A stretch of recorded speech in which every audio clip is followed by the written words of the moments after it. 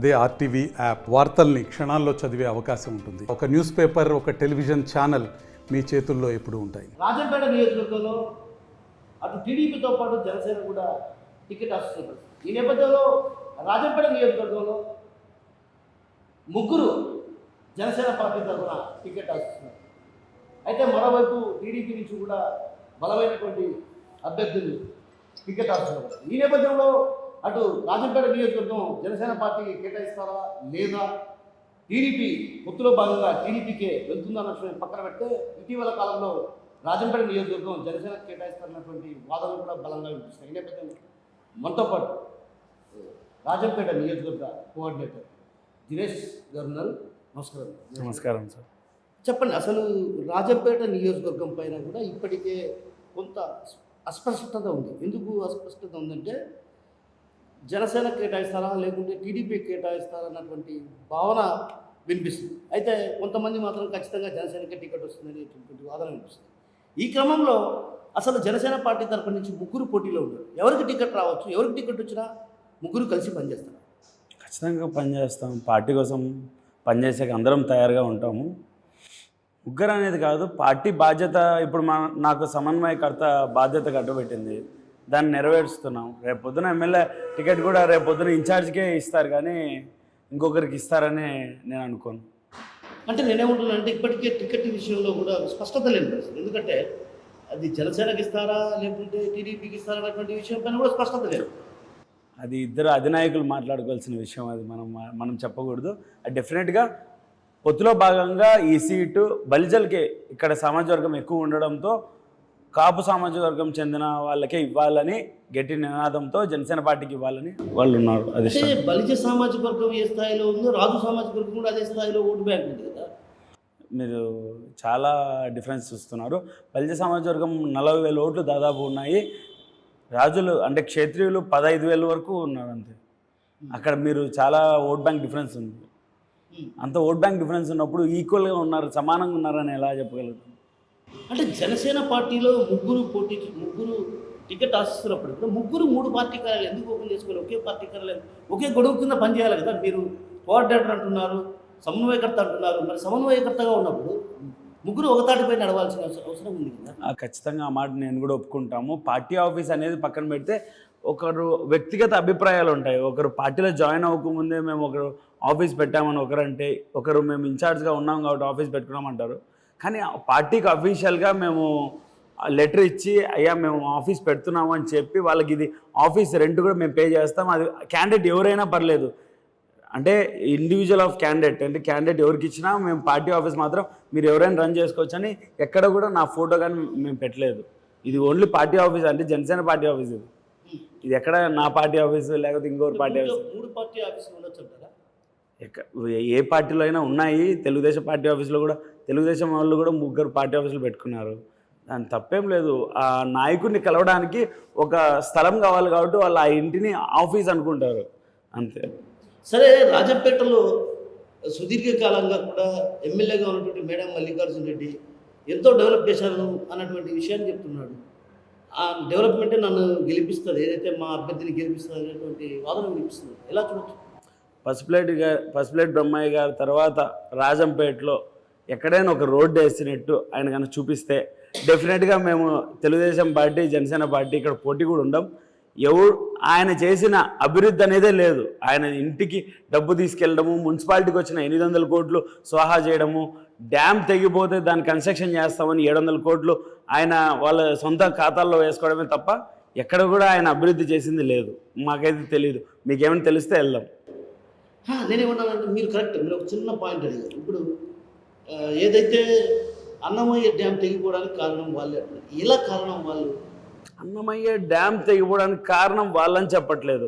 వాళ్ళ బండ్లు ఉన్నాయని వాళ్ళు డ్యామ్ ఎత్తలేదు. అంటే డ్యామ్ గేట్లు ఎత్తితే వాటర్ ఫ్లో ఎక్కువ అయితే వాళ్ళ బండ్లు హిటాచీలు, టిప్పర్లు ఏదైతే దొంగ ఇసుక రీచులు తోలుతున్నారో దానికోసం పెట్టుకున్న టిప్పర్లు, హిటాచీలు ఇబ్బంది పడతాయని అప్పుడప్పుడు వాళ్ళు డ్యామ్ గేట్లు ఎత్తకుండా డ్యామ్ గేట్ గారు వారు మాకు ఇన్ఫర్మేషన్ ఇచ్చారని వారి మీద కూడా వెళ్ళడం జరిగింది. వీళ్ళు అక్కడున్న జనసేన పార్టీ శ్రేణులకి ఇల్లు పట్టాలు కూడా ఈయన పరిస్థితి. వీళ్ళు వాళ్ళ వల్లే గేట్లు ఓపెన్ చేయకపోవడం వల్లే చిన్నపాటి మరమ్మతులు ఉన్న డ్యామ్కి బొక్కబడి వాటర్ ఫ్లో ఎక్కువైపోయి పైన వాటర్ ఇంటేక్ ఎక్కువ ఉండడంతో గేట్ తెగిపోయింది. సో మొత్తానికి ఈ ప్రాణ నష్టానికి చెప్పాం కదా, అది man made mistake, it's not God mistake sir. God mistake కాదంటారు. అవును. అయితే అది ఎమ్మెల్యేనే కారణం అని చెప్పచ్చా? ఎమ్మెల్యేనా లేకపోతే ఆకేపడ అమర్నాథ్ రెడ్డి అని మేము చెప్పలేం కదా. వాళ్ళ బండ్లు ఎవరు ఉన్నాయో ఇటాచీలు ఎవరు ఉన్నాయో మాకైతే తెలియదు. ఇంత ప్రాణ నష్టం, ఇంత ఆస్తి నష్టం సంభవించినప్పుడు అంటే రాష్ట్ర ప్రభుత్వం వైపు నుంచి కూడా ఇప్పటికి కూడా వాళ్ళు ఒక షెడ్లో నివసిస్తున్న పరిస్థితి ఎలా చూడొచ్చు?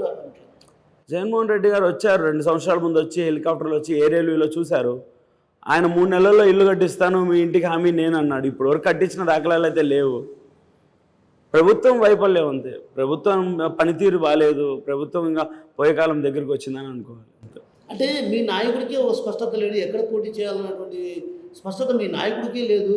అలాంటిది ఇంకా పొత్తుల్లో వీళ్ళు ఎక్కడ పొత్తులు ఉంటాయి అన్నటువంటి భావన వైసీపీ శ్రేణుల్లో వినిపిస్తుంది. ఎలా చూడొచ్చు అంటారు? మీరు ప్రశ్న బాగాలేదండి, ఎందుకంటే ఆయనకి స్పష్టత లేదు అంటున్నారు. వైసీపీ నేతలు అడుగుతున్న ప్రశ్న తప్పుగా అనుకోవద్దండి, తప్పుగా అనుకోవద్దు. చంద్రబాబు ప్లస్ పవన్ కళ్యాణ్ ఇద్దరు కూడా ఎక్కడ పోటీ చేయాలో తెలియని అయోమయ పరిస్థితిలో ఉన్నారు. వాళ్ళు ముందు మీరు ఎక్కడి నుంచి పోటీ చేస్తారో చెప్పండి అని అడుగుతున్నాడు. మేము ఎక్కడ పోటీ చేసినా గెలుస్తామని నమ్మకంలో మేము ఉన్నాము. వాళ్ళు ఎక్కడ పోటీ చేసినా వాళ్ళు గెలుస్తారేమో, మేము ఓడిపోతామని భయంలో వాళ్ళు ఉన్నారు. స్పష్టత లేనిది వాళ్ళకి, వాళ్ళు ఈసారి ఖచ్చితంగా గెలిచారు కాబట్టి మైకుల మీద మాట్లాడుకోవాల్సిందే కానీ వాళ్ళు ఎక్కడ గెలవరు అనేది వాళ్ళకు కూడా అర్థమైపోయింది.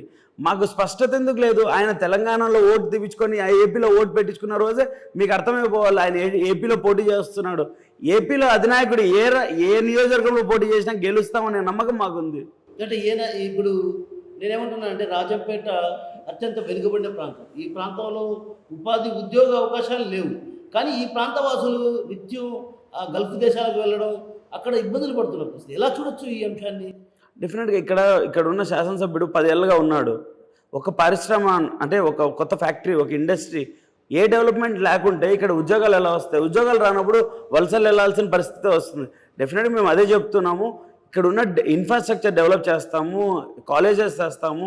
మనకి ఏదైతే అన్నమయ్య డ్యామ్ తెగిపోయి ఇప్పుడు డ్యామ్ కట్టలేకపోతున్నారు, కాలేజ్ మాకు మెడికల్ కాలేజ్ వెళ్ళిపోయింది, జిల్లా హెడ్ క్వార్టర్ వెళ్ళిపోయింది. రేపొద్దున ఇవన్నీ డెవలప్మెంట్ తెచ్చి ఇక్కడ ఇండస్ట్రీస్ తెస్తే ఇక్కడే ఉపాధి వస్తుంది. రేపొద్దున వలసలు వెళ్ళే పరిస్థితి ఉండదు. రేపొద్దున మా ప్రభుత్వం వస్తే మేము తప్పకుండా అవి చేస్తామని చెప్తున్నాం కదా. అంటే పొత్తులో ఏర్పడే ప్రభుత్వంలో మీరేమన్నా పెద్ద ఎత్తున పరిశ్రమలు ఏర్పాటు చేస్తారా? డెఫినెట్గా చేస్తాం. వాళ్ళలాగా ఫ్రాన్స్ కంపెనీలు, ఫిష్ కంపెనీలు తేము, మేము పెద్ద పెద్ద కంపెనీలే తెస్తాము. మేము ఓల్వో లాంటి కంపెనీలు, కియా లాంటి కంపెనీలు తెచ్చాము ఆల్రెడీ. టీడీపీ ప్రభుత్వంలో తెచ్చాము. అలానే జనసేన కూడా ఒక అంటే యువతకి ఎలాంటి హామీ ఇస్తుందో మీరు చూసారు. మా మేనిఫెస్టోలో యువతకి ఎంత ఇంపార్టెన్స్ ఇస్తున్నామో చూపిస్తున్నాము. కాపులకు మేము ఇచ్చే ఇంపార్టెన్స్ ఇస్తున్నారు, ఎస్సీ ఎస్టీలకి మేము ఇచ్చే ఇంపార్టెన్స్ ఇస్తున్నారు. రేపు రాబోయే ప్రభుత్వంలో ఖచ్చితంగా మేము ఇక్కడ ఇండస్ట్రీస్ అనేది కాదు, ఇన్ఫ్రాస్ట్రక్చర్ డెవలప్ చేస్తాము. ఒక ఇండస్ట్రీస్ తెస్తే ఉద్యోగం వస్తాయి అనుకుంటున్నారు, కానీ ఇన్కమ్ కూడా జనరేట్ అవుతుంది. ఇన్కమ్ జనరేట్ అయితే ఖచ్చితంగా పథకాలు కూడా ఇంప్రూవ్మెంట్ వస్తుంది. వీళ్ళలాగా పథకాలు అప్పులు తెచ్చి పథకాలు మేమైతే ఇయ్యము. ఇక్కడే డబ్బు జనరేట్ చేసి డబ్బుతోనే మేము పథకాలు ఇస్తాము. ఖచ్చితంగా ఖచ్చితంగా. అవును, మీరు ముగ్గురు పోటీ టికెట్ ఆశిస్తున్నారు. ముగ్గురులో ఎవరికి టికెట్ వచ్చినా అందరూ కలిసి ఖచ్చితంగా పనిచేస్తాం. అవును, ఎందుకు ఇంతకాలం పాటు దినేష్ గారే ఉన్నారు, సడన్గా తెరపైకి మీ బాబాయ్ రావడాన్ని ఎలా చూడొచ్చు? అదేం లేదండి, అది కుటుంబం. ఆయన ప్రచారం చేస్తుంటే మీరు తప్పుగా ఆలోచిస్తున్నారు. అంటే కుటుంబంలో ఒక మండలం ఒకరు చూసుకుంటారు. పట్టు ఎక్కడ మనకైతే ఎక్కడైతే మనము ప్రజల్లో తిరుగుతూ ఉంటాము, ఈ మండలం ఆయన ప్రచారం చేస్తున్నారు. మనం జనసేన పార్టీ తరఫున ప్రచారమే చేస్తున్నాం. నేను ఒక పక్క, ఆయన ఒక పక్క చేస్తూ మన ప్రజలతో నిత్యం ప్రజలతో ఉంటున్నాం. దాని అర్థం ఆయన టికెట్ ఆశిస్తున్నాడా, నేను టికెట్ ఆశిస్తున్నా అని కాదు. సిద్ధంకు యాంటీగా సంసిద్ధం పోస్టర్ ఏంటి అసలు సంకేతం ఏంటి? సిద్ధమనే జగన్మోహన్ రెడ్డి గారు పోస్టర్ వేశారు, మీరు సంసిద్ధం అని సిస్టమ్ పోస్టర్ వేశారు. అది ఎలా చూడచ్చు? ఆయన రాయలసీమ బిడ్డగా సిద్ధం అన్నాడు, మేము కూడా రాయలసీమ బిడ్డలో మేము సంసిద్ధంగా ఉన్నామని చెప్పాము. దేనికి సంసిద్ధం? దేనికైనా ఆయన దేనికి సిద్ధం అన్నాడు? ఆయన పోరుకు సిద్ధం అన్నాడు, మేము కూడా దానికి సిద్ధం అన్నాం, సంసిద్ధం అన్నాం. అంటే ఎలా ఎలా ఆయన ఇప్పుడు రాయలసీమ బిడ్డగా ఆయన ఏం చేశాడు రాయలసీమకి అని అడుగుతున్నాము.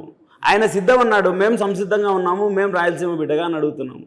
ఆయన అన్ని నవరత్నాలు అమలు చేశాడు. నవరత్నాలు అని చెప్పి నవరత్నాల్లో ఆయన ఇంటికి జోబులోకి డబ్బు వేసుకొని ఆయన ప్యాలెస్లో పడుకోవడానికి సరిపోతుంది.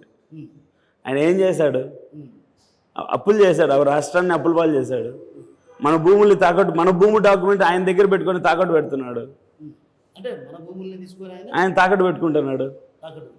రేపు పొద్దున్న మీరు కూడా మీ భూమి ఇవ్వండి, రీసర్వేకి 10% తీసుకుంటారు గవర్నమెంట్, తీసుకొని వాళ్ళే పెట్టుకుంటారు. రీసర్వే పేరుతో భూములు కబ్జా అవుతున్నాయనే విషయం మీకు తెలియట్లేదా?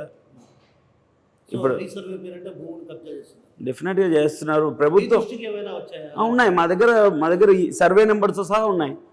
డీకేటీ భూములు ఉన్నాయి, పట్టా భూములు ఉన్నాయి. రైతులు మొరబెట్టుకుంటున్నారు, మేము రీసర్వేకి వెళ్ళడం మాది పొరపాటు అని. అంటే రీసర్వేకి వెళ్ళడం వల్ల ఇబ్బందులు తప్ప. అవును, వాళ్ళు పాస్బుక్లో ఉన్న ఎక్స్టెంట్, ల్యాండ్ ఉన్న ఎక్స్టెంట్ మాకు ఒకసారి సర్వే చేసి పెట్టండి అయ్యా అంటే రీసర్వే పేరుతో వాళ్ళు ల్యాండ్ వాళ్ళు సర్దుకొని వాళ్ళ భూమిగా అటాచ్ చేసుకుంటున్నారు. సరే, నేను ఒక మాట చెప్తాను. ఇప్పుడు ఉన్నటువంటి ఎమ్మెల్యే కావచ్చు, అదేవిధంగా ప్రస్తుతం అభ్యర్థిగా ఎమ్మెల్యే అభ్యర్థిగా పోటీ చేస్తున్నారు. ఇద్దరు కూడా కొంత దళిత సామాజిక వర్గానికి సంబంధించినటువంటి ఆ ప్రాంతంలో ఉన్నటువంటి వాళ్ళ భూములు వీళ్ళు కబ్జా చేసుకున్నారనేటువంటి ఆరోపణలు బలంగా అనిపిస్తాయి. ఎలా చూడొచ్చు ఈ అంశాన్ని? ఆరోపణలు కాదండి, అది నిజాలు. నా ఎస్సీలు నా ఎస్టీలు అన్న వాళ్ళు వాళ్ళ భూములు తీసేసుకుంటున్నారు వీళ్ళు. తప్పకుండా మా ప్రభుత్వం రాగానే రివర్స్ రాపిస్తాం. మేము డెఫినెట్గా ఆ లిస్ట్ అంతా తీసుకుంటాం. అది నిజమైన మాట, అది ప్రజలందరూ గమనిస్తున్నారు. వాళ్ళకి ఖచ్చితంగా బుద్ధి చెప్తారు సార్. సో రాజంపేట నియోజకవర్గంలో మీరు ఒక మండలానికి సంబంధించిన మిగతా మండలాల్లో పొట్ట ఎలా ఉండవు? అంటే మీరు కేవలం కులాన్ని చూసే పోతున్నారా ఏంటి? మేము పార్టీలో ఎప్పుడు కూడా కుల మతాలకు అతీతంగానే ఉన్నాము. ఎక్కడ మా సొంత మండలం సిద్ధవటం అని మేము అనట్లేదు. ప్రతి మండలంలో నా సొంత మండలం, ప్రతి ఇల్లు నేను నా సొంత ఇల్లులాగే భావిస్తాను. ఎందుకంటే ప్రతి కుటుంబంలో పవన్ కళ్యాణ్ గారు అభిమానులు ఉంటారు. ప్రతి కుటుంబంలో ఒక తెలుగుదేశం పార్టీ కార్యకర్త ఉంటారు. వారందరినీ తట్టి లేపి ప్రతి ఒక్క ఓటు మనకి ఇంపార్టెంటే ఈసారి గెలవడంలో అని మేము గట్టిగా తెలియజేసుకుంటాం. మీ అధినాయకుడికి కూడా కులాన్ని అంటగట్టారు కదా? డెఫినెట్గా ఇప్పుడు కులం అనేది నేను ఆ కులంలో జన్మించి ఉండొచ్చు అంటున్నాడు కదా ఆయన. నేను కాపు కులానికి సంబంధించిన వాడిని, కానీ నేను కాపుల కోసం పనిచేస్తానని పార్టీ పెట్టలేదు. నిన్న కూడా మెన్షన్ చేశాడు మా అధినాయకుడు. సరే, చిన్న విషయం, మీ అధినాయకుడు ఎక్కడ ప్రజా సమస్యలపై పోరుబాట పట్టినప్పుడు అక్కడ ప్రభుత్వం వాలి ప్రజా సమస్యల పరిష్కారం దిశగా అడుగులు వేస్తుందన్నటువంటి భావన సర్వత్రా వినిపిస్తుంది. ఎలా చూడొచ్చు ఈ అంశాన్ని? నిజమే కదా, వాళ్ళు సినిమా టికెట్లు రేట్ పెంచినారా లేదా, సినిమా టికెట్లు ఎవరికి ఇస్తున్నారు? మేము ఇరిగేషన్ మినిస్టర్గా ఆయన ఎప్పుడైనా ఒక్కసారన్నా ఇరిగేషన్ డిపార్ట్మెంట్ నుంచి ప్రెస్ మీట్ పెట్టారా? కానీ మా సినిమా ఎప్పుడైతే పవన్ కళ్యాణ్ గారి సినిమా రిలీజ్ అవుతాయో దానికి ఫ్లెక్సీలు వేసుకున్నారా లేదా, సినిమా రేట్లు పెరిగినాయా లేదా అని ప్రెస్ మీట్ పెడతారు. సరే, హేమీలు ఉన్నారు ఇక్కడ, బత్తెల చెంగల్రాయుడు బగ్గ ఇలాంటి హేమీలు ఉన్నారు. వీళ్ళ మధ్య మీరు తట్టుకోవడం కొంచెం అలా తప్పు. అంటే పొత్తులో భాగంగా ఇప్పుడు చెంగల్రాయుడు గారికి ఇచ్చినా నేను ఆయన కొడుకుగా పనిచేస్తాను. అలానే ఆయన నాకు ఇస్తే ఆయన ఒక బిడ్డగా నన్ను భావించి ఆయన కూడా నాతో కలిసి పనిచేసి పార్టీని గెలిపించుకుంటాము. రాజంపేట నియోజకవర్గంలో హేమీలు ఇటువైపు చూస్తే, వైసీపీ వైపు చూస్తే అటు ఆయన ఎమ్మెల్యేగా పనిచేశారు, అదేవిధంగా మేడా మల్లికార్జున చూస్తే ఆయన కూడా ఎమ్మెల్యేగా పనిచేశారు. ఇటు టీడీపీ వైపు చూస్తే బత్తెల చెంగల్రాయుడు కావచ్చు, అదేవిధంగా జగన్మోహన్ రెడ్డి, ఇలాంటి హేమీల ముందు మీకు టికెట్ ఇస్తే తట్టుకోగల ఇది ఉందండి. ఒక్కొక్కరిగా చెప్తాను. ఆకేపటి అమర్నాథ్ రెడ్డి ఒక దగాకోరు, ఆయన ఒక స్వలాభాలు చూసే వ్యక్తి. ఆయన గురించి ప్రజలు ఆయనకి బుద్ధి చెప్పి 2014లో ఆయన ఇంటికి పంపించేశారు. మీరు బాగా గమనిస్తే 2014లో మేడా మల్లికార్జున రెడ్డి గారు తెలుగుదేశంలో గెలిచినప్పటి నుంచి ఇప్పుడు వరకు ఆయన ఏ అభివృద్ధి చేశారని ప్రజలు మళ్ళీ ఓటేస్తారు. బత్తెల చెంగల్రాయుడు గారు డెఫినెట్గా మేము పొత్తులో భాగంగా బత్తెల చెంగల్రాయుడు అయినా, అలానే జగన్మోహన్ రాజు అయినా దినేష్తో కలిసి పనిచేస్తారు. అలానే దినేష్ కూడా వారికి ఎవరికి టికెట్ ఇచ్చినా దినేష్ కూడా పనిచేస్తాడు. అసలు రాజంపేటలో జనసేనకు బలం ఉందా? రాజంపేటలో బలం ఉందా అనే ప్రశ్న మీరు అడుగుతున్నారు. రాజంపేటకి బలం ఉంది కాబట్టే ఇక్కడ జనసేనలో 3 పోటీ చేస్తున్నారు అని మీరు ఇన్నిసార్లు ప్రశ్న అడుగుతున్నారు. బలం ఉంది కాబట్టి 3 ఆశావహులు వచ్చారు. వారికి టికెట్ ఆశిస్తున్నారు. డెఫినెట్గా పార్టీకి, జనసేన పార్టీకి రాజంపేట, కోడూరు, కడప జిల్లాలో బలం ఎక్కువగా ఉంది. రాజంపేట అని అనగానే ఒక చిన్న వలసలకు నిలయం రాజంపేట అంటారు. అలాంటి వలసకు నిలయమైనటువంటి రాజంపేటలో వలసల నివారణకి ఎలాంటి చర్యలు తీసుకుంటారు? ఇందాక చెప్పాను కదా, కొత్త పరిశ్రమలు తెస్తాము, అలానే ఏదైతే ఇన్ఫ్రాస్ట్రక్చర్ మన డెవలప్మెంట్స్ ఉన్నాయో అవి తెస్తాము, ఏదైతే అన్నమయ్య డ్యామ్ తెగిపోయి ఆ డ్యామ్ మరమ్మతులు మొదలు పెడతాము. అలానే మనము డెఫినెట్గా ఇక్కడ ఏదైతే మెడికల్ కాలేజ్ వెళ్ళిపోయిందో, జిల్లా హెడ్ క్వార్టర్ వెళ్ళిపోయిందో అవన్నీ మరీ తెచ్చి ఇక్కడ పునరావృతం చేస్తాం. రాజంపేటలో గ్రూప్ రాజకీయాలు ఎక్కువ. అలాంటి గ్రూప్ రాజకీయాలు ఉన్నటువంటి ఈ ప్రాంతంలో ఎదుర్కోవడం కొంచెం కష్టసాధ్యం. ఎందుకంటే వయసులో మీరు రాజకీయ పరంగా కూడా కొంత అనుభవం తక్కువగా ఉంటుంది. ఇలాంటి పరిస్థితుల నేపథ్యంలో ఆటుపోటు ఎదుర్కోవాలంటే కొంచెం కష్టంతో కూడుకుంటుంది. ఇది సాధ్యమైన ఉంటుంది. గ్రూపు రాజకీయాలు అనడం తప్పు. రాజకీయంలో మా నాయకుడు నేర్పించింది ఒకటే, నాయకత్వ లక్షణం. నాయకత్వ లక్షణాలు అంటే ఒకరికి ఏదైనా ఇబ్బంది ఉంటే మనం దానికోసం నిలబడ్డము, ఆ ఇబ్బందిని మన వల్ల అయ్యేది మనం చేయడము. అలానే ఒక నాయకుడిగా నేను ప్రతిరోజు నేర్చుకుంటూనే ఉంటాను. ఇక్కడ నిలబడ్డం ఏమి ఉండదు. అక్కడ ఎవరున్నా ఇక్కడున్న ప్రభుత్వం పనితీరు బట్టి నాయకుడు తయారవుతారు. మేము ఆ ప్రభుత్వంతో పనిచేసి ఇప్పించే బాధ్యత మాది. అంటే నేనేమంటున్నాను అంటే రాజంపేట నియోజకవర్గంలో ఉపాధి ఉద్యోగ అవకాశాలు కొంతమంది వలసమాట పడ్డారు. ఇప్పటికే ఏదైతే బండారు నరసింహావతి గారి సహాయంలో ఆయన ఆయిల్ ఫ్యాక్టరీ ఏర్పాటు చేయడం జరిగింది. ఎంతోమంది ఉపాధికి, ఎంతోమంది నిరుద్యోగ యువతకు ఉపాధి ఉద్యోగ అవకాశాలు కల్పించినటువంటి మహనీయుడు ఆయన. ఒక రకంగా రాజంపేటలో ఆయన పేరు చెబితేనే ఎంతోమంది పార్టీకి అతీతంగా ఆయన నిన్న స్పందించేవాళ్ళు. సో అలాంటి రాజంపేట ఇప్పుడు అటు జిల్లా కేంద్రంగా నోచుకునే పరిస్థితి, ఒక రకంగా పరిశ్రమలు లేక నిరుద్యోగ యువత ఎంతోమంది గల్ఫ్ దేశాల్లో ఇబ్బందులు పడుతున్నారు కదా. వాటి నివారణకు ఎలాంటి చర్యలు తీసుకోబోతున్నారు? ఇప్పటి వరకు జగన్మోహన్ రెడ్డి కడప బిడ్డ అయి ఉండి ఇక్కడ కడప జిల్లాని డెవలప్ చేయలేదు. ఈ ప్రభుత్వం రాగానే ఖచ్చితంగా కొత్త పరిశ్రమలు తెస్తాము. ఇక్కడ ఏదైతే గల్ఫ్ దేశాలకు వెళ్ళిన, వలసలకు వెళ్ళిన వాళ్ళు ఉన్నారో వాళ్ళందరినీ తిరిగి రప్పించే ప్రయత్నం చేస్తాం. ఇప్పుడు ఉద్యానవన పంటలకు అసలు రాజంపేట నియోజకవర్గం ఒక రకం ప్రసిద్ధి. ఇక్కడ పండించే ఏదైతే అరటి కావచ్చు, బొప్పాయి వంటి పంటలకు సంబంధిత పరిశ్రమలు లేకపోవడం వల్ల ఇక్కడి నుంచి ఢిల్లీకి ఎక్స్పోర్ట్ అవుతుంది. ఏదైతే బొప్పాయికి సంబంధించి బొప్పాయిలంతా కూడా గొప్పి తీసి ఇప్పుడు మనం చూస్తుంటాం. మామూలుగా సాధారణంగా బేకరీలో ఏం చేస్తున్నామంటే అవి వస్తాయి చిల్లీస్ టైప్, ఏది రకరకాల చిల్లీస్ టైప్ వస్తాయి. సో ఆ చిల్లీస్ తయారు చేయడం చేసేది. నేనేమంటున్నానంటే అలాంటికి పరిశ్రమలను ప్రోత్సహించే దిశగా ఎందుకు రాష్ట్ర ప్రభుత్వాలు అడుగులు వేయలేకపోతున్నాయి? ఇప్పుడున్న ప్రభుత్వం మీకు ఎలా ఉందో చూస్తున్నారు. మేము చేపల కంపెనీలు తెచ్చాము, ఊరగాయల కంపెనీలు తెచ్చాము, ఫ్రాన్స్ ఊరగాయల కంపెనీలు తెచ్చామని. కోడి ముందా గుడ్డు ముందా అనే మినిస్ట్రీలు ఉన్నప్పుడు డెఫినెట్గా వారి పనితీరు ఇలానే ఉంటుంది. ఈసారి రాబోయే ప్రభుత్వంలో మా పనితీరు చూడండి, ఆ తర్వాత చెప్తాం. వరదల కారణంగా అన్నమయ్య ప్రాజెక్టు పూర్తిగా కొట్టుకుపోయింది. ఇప్పటికి కూడా ఆ ప్రాంతవాసులు ఏదైతే గుడారంలో మగ్గాల్సిన పరిస్థితి ఉంటుంది. ఓవైపు రాష్ట్ర ప్రభుత్వం ఏం చెప్పిందంటే ఒక ఏడాదిలో నేను ఇల్లు కట్టించిస్తామని చెప్పింది. కానీ ఇప్పటికి కూడా 3 ఏళ్ళు గడుస్తుంది. 2 ఏళ్ళు పూర్తి అయిపోయి 3వ సంవత్సరం జరుగుతున్నా కూడా వాళ్ళకు నిరక్షరాలుగా మారారు. వాళ్ళ పరిస్థితి అగమ్యగోచరంగా ఉంది. ఎలా చూడొచ్చు అంటారు? అంటే మీకు మొదటి నుంచి చెప్తాను.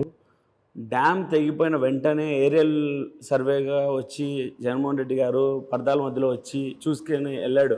3 నెలల్లో ఇల్లు కట్టిస్తానన్నాడు. ఇప్పుడు వాళ్ళకు వారికి ఇంటి స్థలాలు కూడా కొండల మీద గుట్టల మీద ఇచ్చాడు. ఆ నిర్మాణించేకి కలెక్టర్ గారు ఆయన తిరుపతిలో దొంగోట్లు వేయించుకునే దాంట్లో బిజీగా ఉండారు. ఆయన కట్టించలేకపోయినాడు. ఇప్పుడు ఆయన్ని తీసేశారు.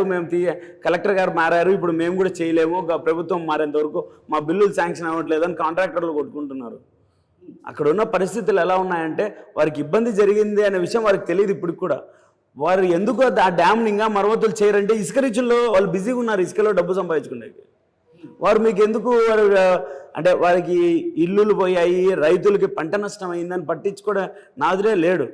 అది డెఫినెట్గా ఈసారి మేము చెప్తున్నాం కదా, మా ప్రభుత్వం రాగానే అది ఏదైనా తెలుగుదేశం అయినా జనసేన పార్టీ అయినా ప్రభుత్వం రాగానే మొదట తీసుకునేది అన్నమయ్య డ్యామ్ మరమ్మతులు చేస్తాం, గేట్ కన్స్ట్రక్షన్ మొదలు పెడతామని తెలియజేసుకుంటాం.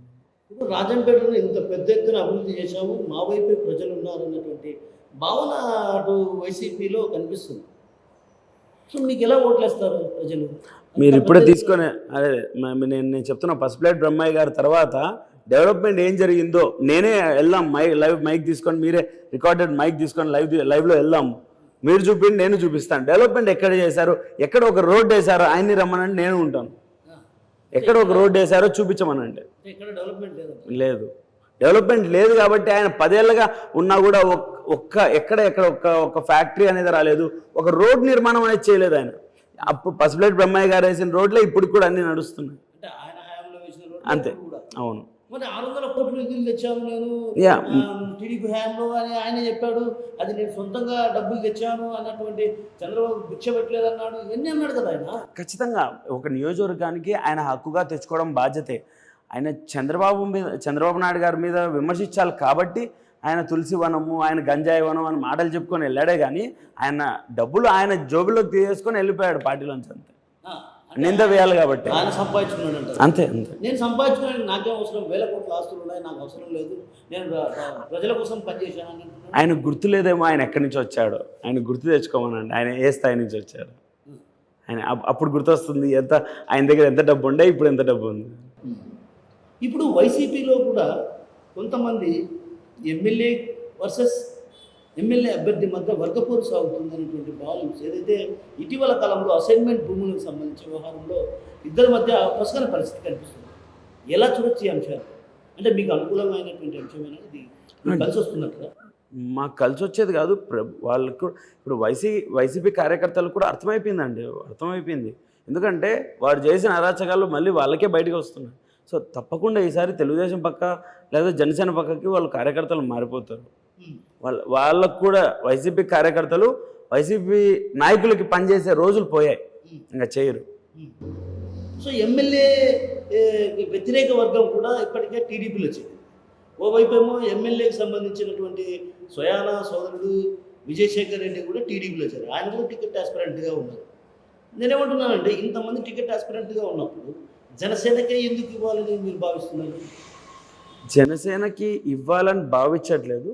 జనసేనకి ఇస్తే మేము గెలిపించుకొని వస్తాము ఏదైతే అధినాయకుడు, మా పార్టీ అధినాయకుడు కళ్యాణ్ గారు చెప్పారు.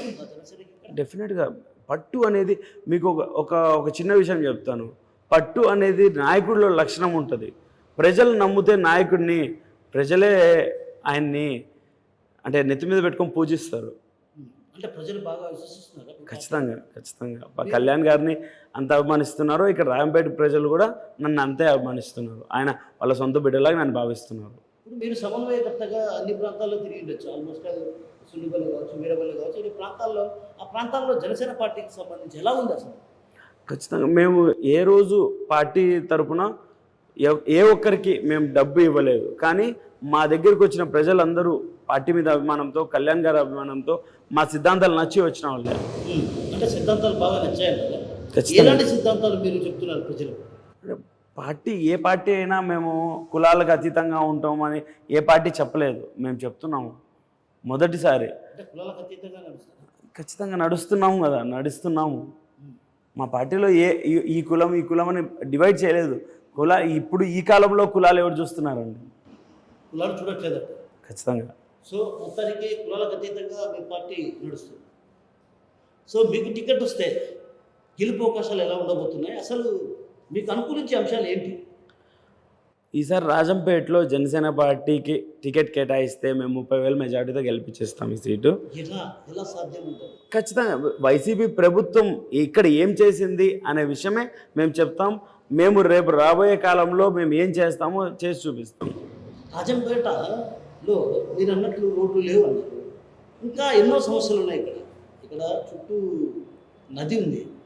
ఒకవేళ ఏదన్నా ఇన్ కేస్ ఇక్కడ కాలం ఉంది.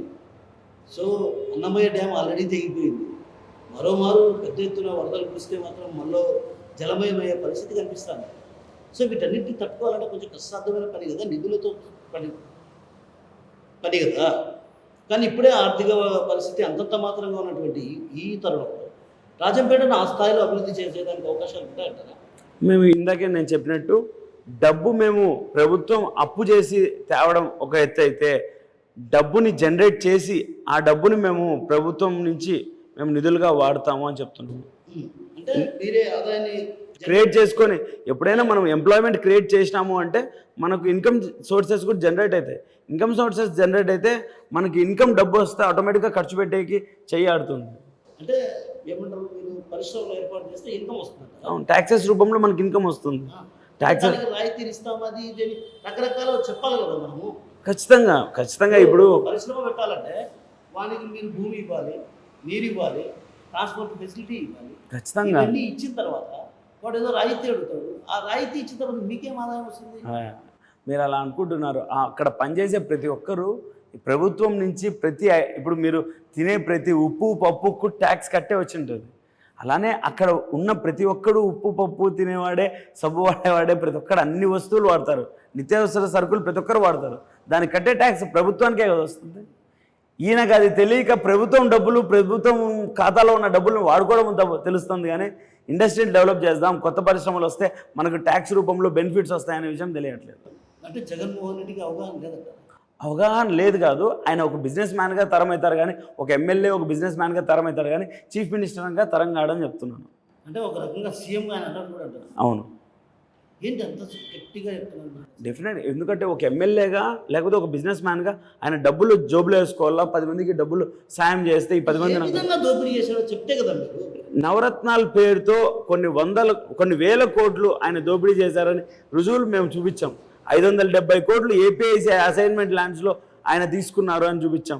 వాలంటరీ వ్యవస్థలో ఒక్కొక్కరికి ఆయన సాక్షి పేపర్కి ప్రత్యక్షంగా ప్రతి ఒక్క వాలంటరీకి 200 రూపాయలు కడుతూ ఆయన డబ్బులు దోచాడని చూపిస్తున్నాం.